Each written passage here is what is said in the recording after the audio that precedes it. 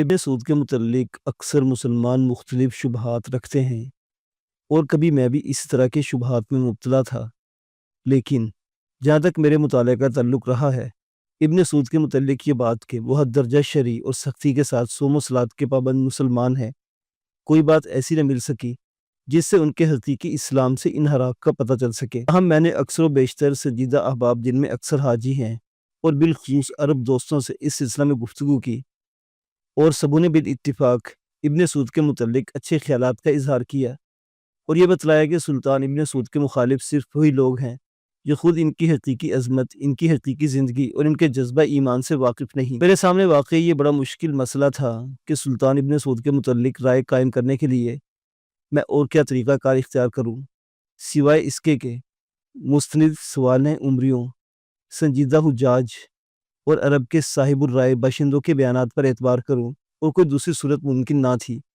اور میں نے کیا بھی یہی۔ چاہے کچھ کہیے، اتنا ضرور ہے کہ ابن سعود کی زندگی کے نشیب و فراز، بہادری کے کارناموں اور اسلامی انصاف اور عدل گستری کا ایک دلکش مرقع ہے۔ ایک شخص عرب کے سرزمین میں ایک ایسے گھرانے میں پیدا ہوتا ہے جس میں کبھی بادشاہت ہاتھ باندھے کھڑی تھی، اور جو اب مرور زمانہ سے افلاس اور تنگ دستی کا نمونہ بن گیا تھا۔ نہ کھانے کو کھانا اور نہ رہنے کو ٹھکانا۔ اس کی ابتدائی زندگی عرب کے ریگستانوں میں وحشی بدیوں کے ساتھ گزرتی ہے۔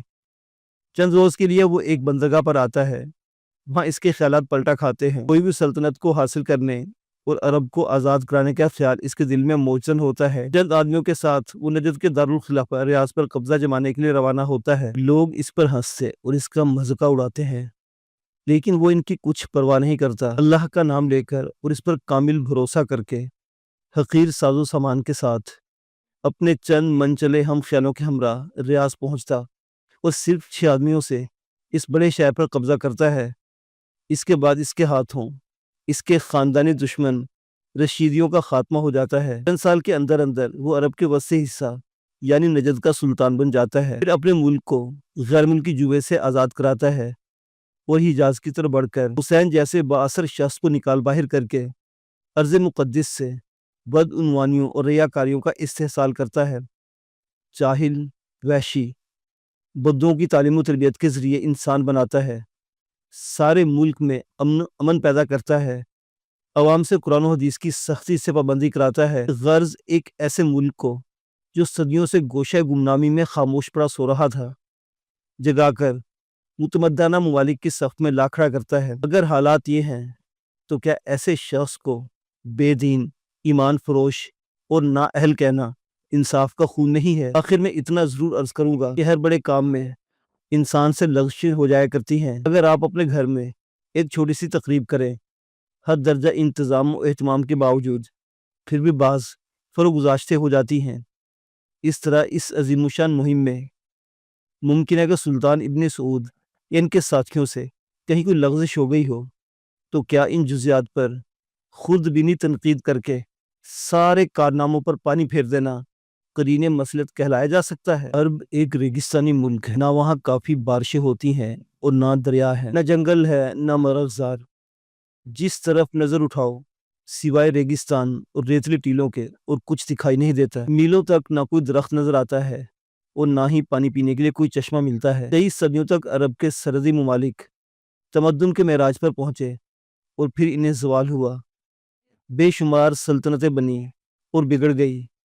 مشرق میں دجلہ اور فرات کے کناروں پر بابل اور نینوا کی شاندار حکومتیں، ایران کی محتمم بشان ترقی، مغرب میں فرعون مصر کی عظیم المثال اور خدایانہ حکومت، ان کا جلال اور شان و شوکت، شمال میں فونیقیہ اور رومی سلطنت کا عروج، اور پھر ان سب کا زوال ہمارے بیان کا ثبوت ہے۔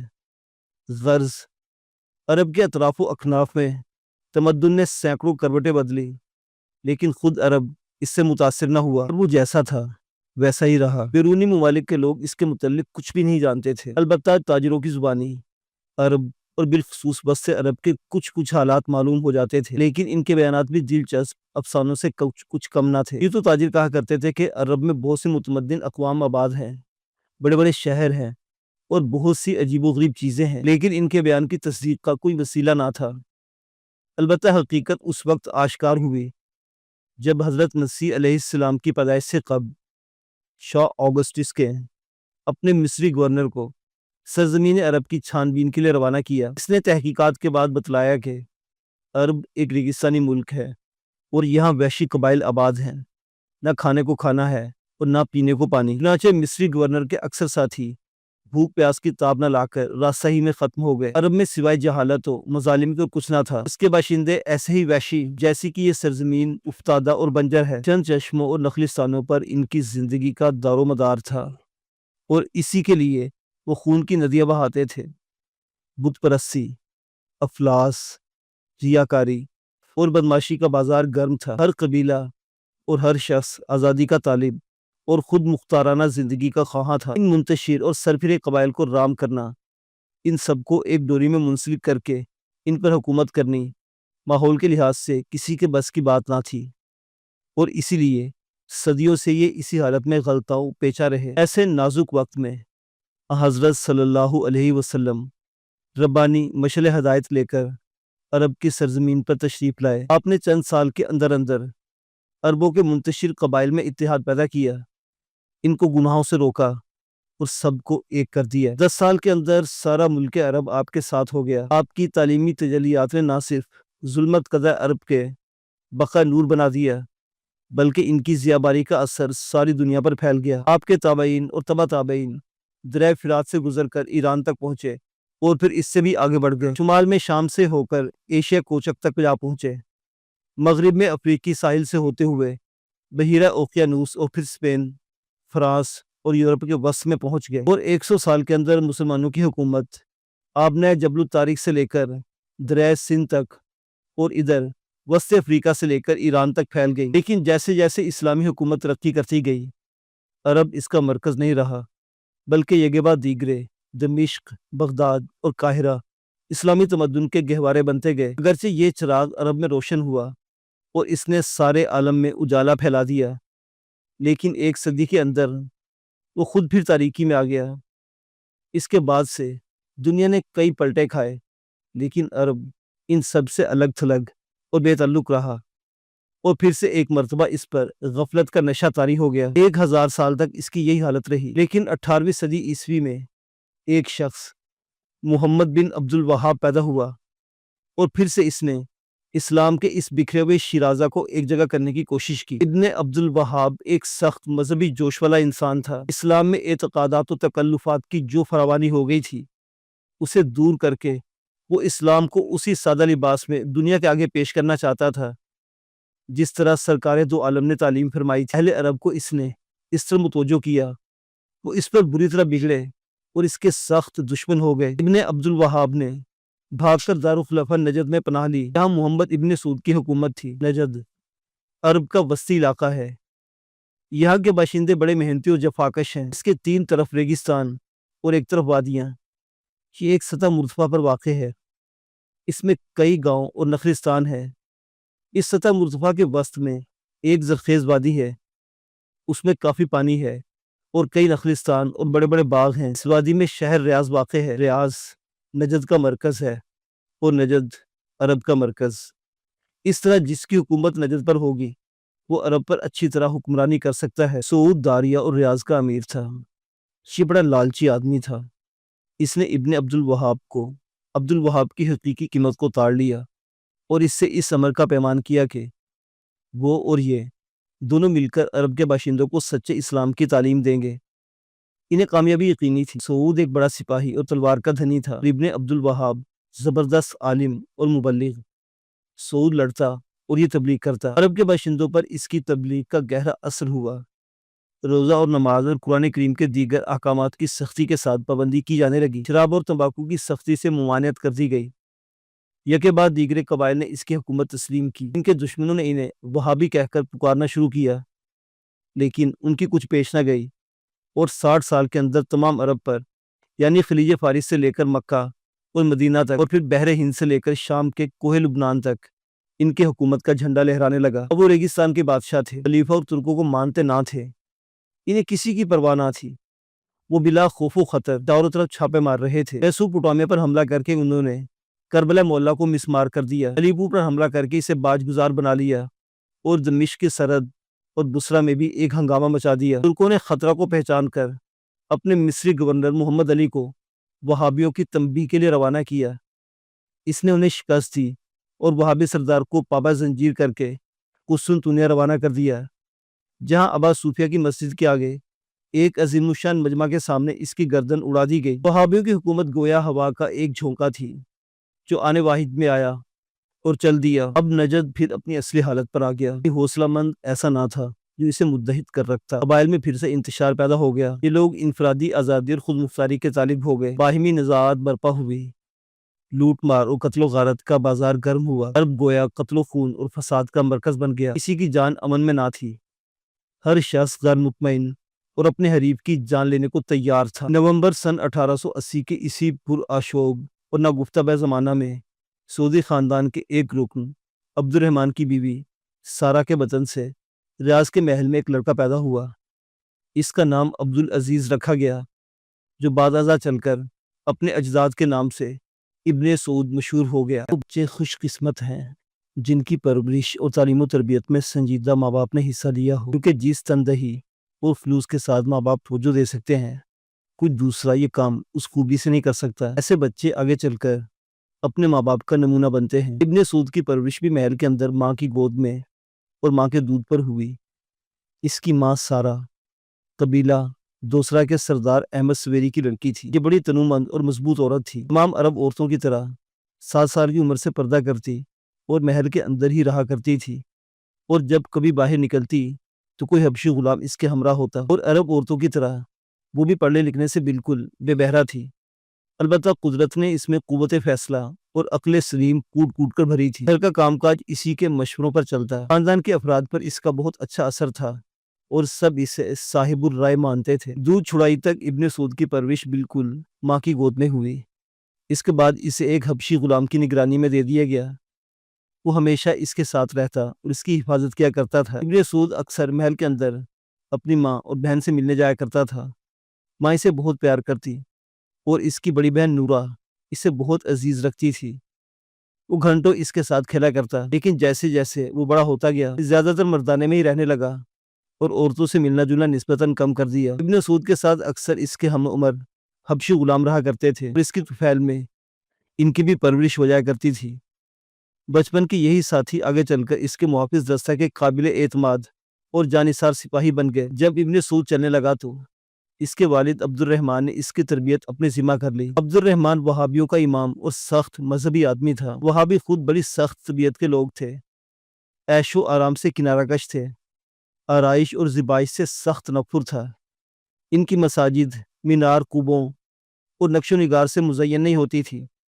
تعیشات مثلاً شراب، مکلف غذا، تمباکو، ریشمی کپڑوں وغیرہ سے اجتناب کرتے اور گانے بجانے اور ہر قسم کی موسیقی کے وہ سخت مخالف تھے، تاکہ اونچی ہنسی پر وہ غضبناک ہو جایا کرتے تھے۔ ان کا مسلک دینوی عیش و نشاط سے دور رہ کر وحدہ لا شریک پر اپنی توجہ مرکوز کرنا اور قرآن و حدیث پر سختی کے ساتھ عمل کرنا تھا۔ اگر ان کی خوشی، دلچسپی اور دل بستگی کا کوئی سامان تھا تو وہ صرف ان کے بال بچے تھے۔ اس کے علاوہ دنیاوی آرام و آرائش کو انہوں نے بڑی حد تک اپنے اوپر حرام کر لیا تھا۔ عبد الرحمن نہ صرف ان میں سے ایک تھا، بلکہ ان کا امام اور وہابی نقطہ نظر کی شدت کے ساتھ پابندی کرتا تھا۔ اپنی اولاد کو اس نے وہابیت کے رنگ میں رنگنے کی کوشش کی۔ ابتدا میں ابن سعود کو ریاض کے مدرسہ میں تعلیم کی غرض سے روانہ کیا گیا۔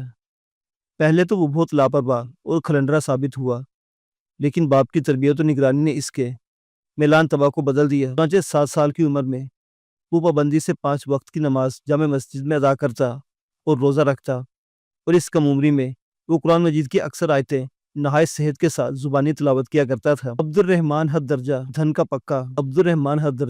پکا اور مستقل مزاج انسان تھا۔ اس کا نسب العین اپنے جد سعود اعظم کی کھوئی ہوئی سلطنت کو پھر سے حاصل کرنا تھا۔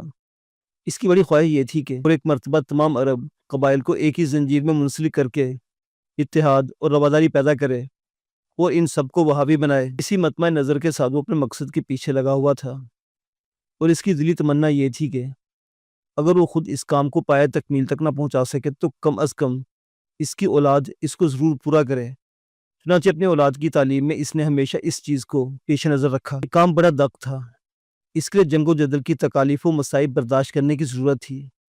اسی مقصد کے لیے ابن سعود کو اس نے تیار کیا، تلوار کا فن بتایا، گولی چلانی اور گھوڑے کی ننگی پیٹھ پر سواری کرنی سکھائی، اور اسے دشوار گزار راستوں سے طویل سفروں پر روانہ کیا کہ وہ تکالیف کو برداشت کرنے کا عادی ہو جائے۔ ہر موسم میں اسے آفتاب طلوع ہونے سے قبل 2 گھنٹے جگا دیا جاتا کہ اس میں سستی اور کاہلی پیدا نہ ہونے پائے۔